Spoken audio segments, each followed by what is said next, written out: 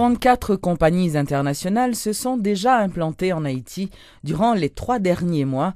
C'est ce qu'a révélé le directeur général du Centre de facilitation des investissements, le CFI, M. Georges-Andy René. M. René a indiqué que depuis l'arrivée au pouvoir du président Martelly, les investissements ont augmenté de 20% dans le pays. Il a fait savoir que le CFI a déjà enregistré des investissements directs de l'étranger comptabilisés à 225 millions de dollars. En 2010, il y a 150 millions de dollars américains qui investis en Haïti. En 2011, avec la venue du gouvernement Sarr, il vient augmenter à 181 millions de dollars. En 2012, les fonds stabilisés à 179. Pour l'année ça, l'année fiscale n'a pas encore fini, mais déjà au niveau du CFI, nous comptabilisons les investissements directs étrangers de l'ordre de 225 millions de dollars. On ne peut pas remarquer que depuis 2011, l'investissement direct étranger a augmenté dans le pays. Il a augmenté de près de 20%. Nous continuons à travailler, Haïti a avancé. Nous travaillons pour que nous soyons capables d'attirer l'investissement privé, que ce soit l'investissement de Haïtiens qui vivent en Haïti, pour nous assurer nous que nous avons confiance dans l'environnement haïtien pour continuer à investir, soit un investissement de centaines de milliers de dollars, de quelques milliers de dollars, ou de gros investissements. Nous voulons assurer nous que le secteur privé haïtien, il y a toute information disponible pour capable continuer à investir, que la diaspora est capable de venir et que l'étranger est capable de venir. Donc, l'effort que nous avons fait pour promouvoir le pays, slogan Haïti est sur l'hypothèse à ça, nous pensons que nous avons continué à créer ce slogan, nous avons continué à crier ce slogan, tout côté nous allons, nous ne pas blaguer, nous avons pensé Haïti est open source.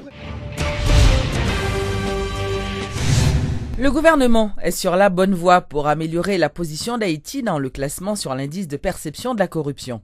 C'est ce qu'a laissé entendre ce lundi le directeur général de l'unité de lutte contre la corruption, Antoine Atouriste, lors d'une conférence bilan relative aux activités conduites par l'institution dans le cadre de l'implémentation de la stratégie nationale de lutte contre la corruption.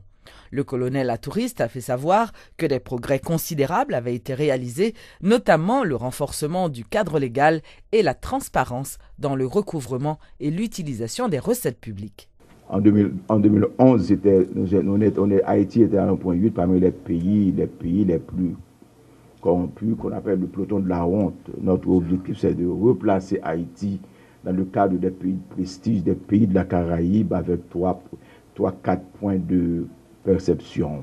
Bon, il faut l'admettre, ils font ça chaque année et ça influe, ça affecte considérablement vraiment le prestige d'Haïti à l'extérieur. Notre objectif, c'est d'arriver à la fin d'ici 2015 que nous puissions atteindre 3,4,5 comme tous les pays de la Caraïbe. C'est ça l'objectif principal. Et le deuxième objectif, c'est d'arriver à rapatrier au trésor public les fonds vraiment subtilisés, les fonds détournés par tous ceux-là qui auraient été détectés, soupçonnés et investigués, pour lesquels l'évidence de corruption aurait été établie. Retourner ces fonds-là dans les caisses de l'État pour augmenter les recettes de l'État.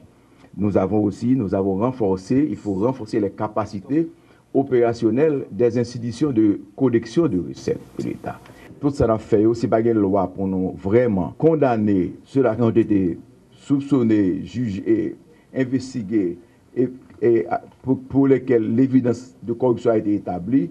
Si nous ne pas mettre en prison, c'est temps à perdre du temps.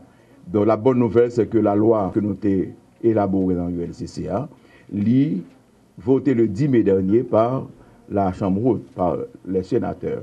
Napton, nous souhaitons nous exhorter maintenant, à travers vous, la presse, nous exhortons nos honorables parlementaires de la Chambre basse, c'est-à-dire les députés, pour que nous loi ça, pour que voter loi pour nous avoir un instrument vraiment solide pour permettre de continuer la lutte là. Si nous n'avons pas loi ça vraiment, tout ça fait là, mes chers amis, les objectifs que nous nous sommes fixés, ça nous voulait atteindre en 2014 là, pour nous mettre Haïti à 2,4, 2,5 sur l'échelle là. Aujourd'hui, par nous sommes à 2,9, nous devons à 2,8, 1,8, nous avons 1,9 maintenant. À décembre 2013, nous supposons à 2,4. Mais loi, ça important. Si la loi pas sortie, nous pas gagnons. La coopération en Haïti a atteint de nouveaux sommets durant les 3 dernières années. C'est ce qu'a annoncé l'ambassadeur du Canada, Henri-Paul Normandin.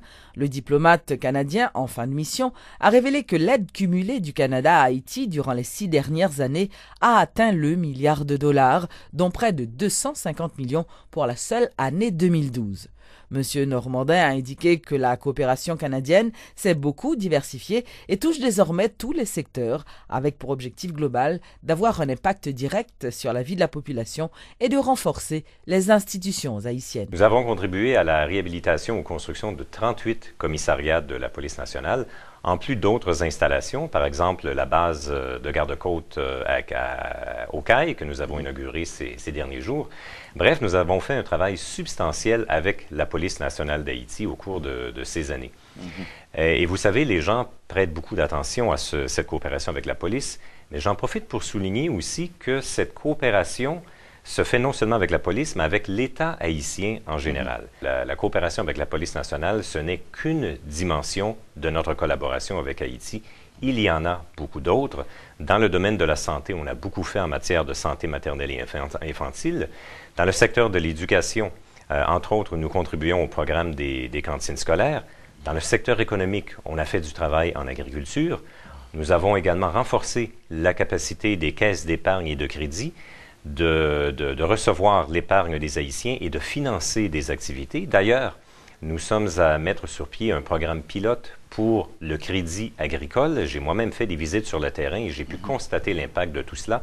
Bref, cette coopération, elle est quand même très diversifiée. Elle touche le domaine économique et social, des projets qui ont un impact direct sur les conditions de vie de la population, d'une part, et d'autre part, des projets qui ont un impact sur le renforcement des capacités de l'État. Je pense que nous avons ensemble atteint des résultats d'importance. Ceci dit, on ne peut jamais tirer pleine satisfaction, parce que si dans certains domaines ou certains projets nous avons atteint des résultats, dans d'autres, c'est un peu moins évident. Alors, c'est pour ça qu'on poursuit notre réflexion et notre dialogue avec les autorités haïtiennes sur la coopération future. Je pense que tant les Haïtiens que les Canadiens s'attendent à ce qu'on travaille de façon la plus efficace possible et qu'on atteigne le plus de résultats possible. Alors, c'est une réflexion constante et des ajustements constants pour voir comment ensemble on peut le mieux travailler et atteindre des résultats, tant d'abord et avant tout au bénéfice d'Haïti, au bénéfice de la population haïtienne, mais vous savez, les gens aussi chez nous, les contribuables, nous demandent de rendre des comptes. Est-ce que le financement qu'on accorde à Haïti donne des résultats? Et je pense que, en quelques mots, on peut dire qu'il y a plusieurs programmes qui atteignent des résultats, mais il y a d'autres domaines où peut-être il y a encore place à amélioration et c'est là-dessus que nous travaillons ensemble. Le citoyen Enold Florestal a été arrêté pour usage de faux. C'est ce qu'a révélé le secrétaire d'État à la sécurité publique qui dément les informations, laissant croire que cette arrestation est politique. Monsieur Delva s'inscrit en faux également contre certaines informations qui circulent selon lesquelles Enold Florestal aurait subi de mauvais traitements en prison. Durant tout le week-end, l'annonce de l'arrestation d'Enold Florestal a fait le tour des réseaux sociaux et des médias de la capitale. Selon les informations véhiculées, ce dernier aura été arrêté pour son implication présumée dans l'assassinat de l'étudiant Frandy Duverso en octobre 2010. Information démentie par le secrétaire d'État à la sécurité publique. En effet, M. Florestal a bel et bien été arrêté vendredi dernier, mais sous le chef d'accusation d'usage de faux, a indiqué Réginald Delva. C'est les documents que Beata Saint-Jour, une dame qui dans l'école de police là, a demandé l'on dernière pièce. Il dit que pendant sortie la vinn avec la police déjà connaît que première pièce que le débat est faux, mais il a besoin d'identifier le réseau. Il suit lui et il fait rencontre avec un monde que il supposé pour le côté pièce là-bas, il a arrêté. Tous les deux. Forme que Mme Saint-Jour remplit, il mettait que la vive en concubinage avec M. Florestal. Et dans l'autre document qui jugé faux, parce que tout ça qui fait au niveau des églises, parce qu'il n'y a pas un certificat de baptême qui révélait quand même faux, selon données, premier élément d'information, donc qui montrait effectivement que dans la pièce là, il mettait que M. Florestal, c'est parrain. Donc c'est une opération claire, pas rien qui peut cacher, côté que la police suive lui. Au lieu que l'itande que le poté pièce là, il allait dans source qui t'a balle pièce là, et voilà comment que M. Florestal a été arrêté. Il s'agit d'un dossier purement technique et non politique, a tenu à préciser le secrétaire d'État qui félicite la PNH pour cette opération menée avec professionnalisme.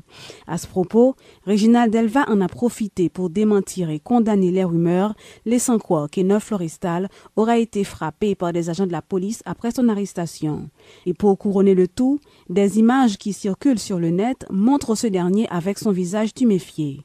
Pour Réginald Delva, c'est tout simplement un montage. Nous parlons affaire de maspiner moun, tant que vous voulez faire le paraître, il s'agit de l'image de la PNH, de l'image d'Haïti, pour que nous fait passer sur le net l'image et un monde qui n'en met la police et la police a fini de matraquer l'état que moi ouais image et fort heureusement tout le monde dit ouais c'est des images qui trafiquées avec logiciels qui sur le marché un peu partout. Ces pratiques ne sont pas nouvelles, mais la police ne restera pas passive, a indiqué le secrétaire d'État à la sécurité publique. Ça fait quand même partie de on réseau de faussaires dans ce sens, pas vrai? Même gens yo ouais documents qui utilisés en dedans l'école là, c'est faux.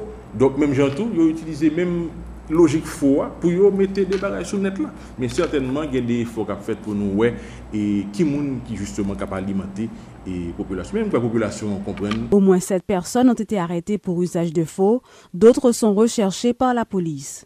Entre-temps, Enoch Floristal et Beata Saint-Jour sont actuellement gardés à vue. La justice décidera de leur sort. Inauguration le week-end dernier à Anse-Desnaux par le bureau du ministre chargé de la sécurité énergétique d'un programme de partenariat public-privé dans le but d'éclairer les villes de province. Selon le ministre Jean Jumeau, ce projet devrait permettre aux membres de la population de se procurer de matériel d'éclairage à des prix compétitifs. Nous avons déjà commencé l'activité éclairage public là à travers le pays grâce à un programme que le président Martelly lancé qui est les Lumières PEP. Et nous avons continué avec support de municipalités et support d'entreprises privées qui sont intéressées là-dedans. Et c'est des sociétés anonymes mixtes d'éclairage public. Qui ça va le permettre de faire? Ça va permettre de faire que le programme qui commence, qui baille quelques lampadaires solaires et à travers le pays et à travers différentes communes, et bien pour être capable de développer, étendre pour arriver à répondre à besoins qui sont besoins fondamentaux de la population, qui c'est l'éclairage public. Et puis qui va l'étendre à travers toute notre commune de grandance et dans le reste du pays. Mais nous venons avec des investisseurs qui étaient venus dans ce semaine et nous venons avec des experts qui, dans la question de développement des affaires, nous venons avec des experts qui, dans la question de financement, et nous également monter un nouveau concept qui est l'usage productif de l'électricité. Côté nous allons accompagner la population dans joindre qui usage qui est propice pour zone et qui ça capable faire avec l'électricité et puis qui est capable faire pour capable faire des activités économiques, travail, business, commerce et puis accompagnement montrer non seulement qui meilleure façon pour faire avec l'électricité, mais également aider aux joindre financement, crédit pour qu'ils soient capables de développer le business. Et grâce à ça, nous pensons qu'ils sont capables de devenir plus productifs, qu'ils sont capables de faire un développement économique autant qu'un développement social. Et ça permet que leur gain, il y a fait comme, il y a capable de payer l'électricité et les vignes ont un système qui est beaucoup plus durable que si nous simplement bas l'électricité et nous va montrer aux gens pour utiliser.